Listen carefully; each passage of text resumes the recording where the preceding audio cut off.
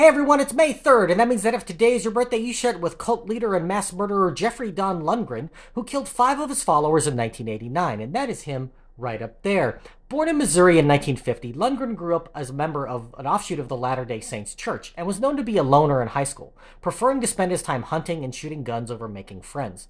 During an unsuccessful stint in college, he met and married his wife, then dropped out of school to join the Navy. He served in Vietnam in the early 70s, and after being honorably discharged in 1974, returned to Missouri with his wife.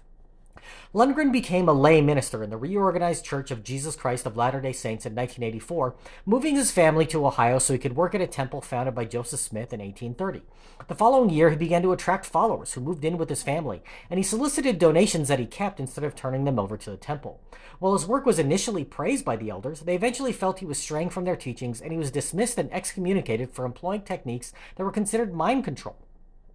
Lundgren and his followers rented a farmhouse where they all lived in a commune, and he drilled the men with paramilitary training exercises to prepare them for an assault on the temple he said was required in order for them to reach Zion. He told his followers that he was having conversations with God, and news of his teaching spread back to Missouri, enticing the Avery family to move to Ohio to join his sect in 1988. Lundgren would often eavesdrop on his followers so he could appear to have the ability to read their minds, and taught them that the end of days was near where demons would emerge from the earth. His teachings were that women were inferior to men and should have fewer rights, and that May 3rd, his and perhaps your birthday, would be the date that the second coming of Christ would occur, but never specified in what year that would take place. The FBI was investigating the cult on charges of domestic terrorism as early as 1988, but weren't ready to make any arrests before the situation turned deadly.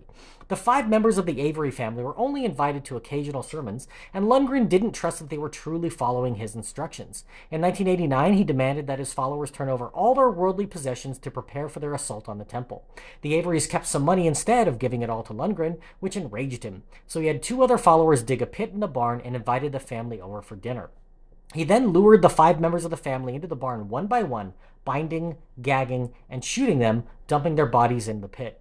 Lundgren fled Ohio with his followers, eventually settling in California, but 9 months after the killings, the FBI tracked him down and arrested all of the cult members who were involved. He was convicted and given the death penalty, while his wife, son, and 8 other cult members received sentences between 25 and 170 years. Lundgren was executed in Ohio in 2006. If this is your birthday, I hope you have a great day. Drop me a comment so I can wish you a happy birthday. If you know somebody whose birthday it is today, send them this video so they can find out all about their birthday twin. And to Jeffrey Don Lundgren, I have to say, happy birthday, you bastard.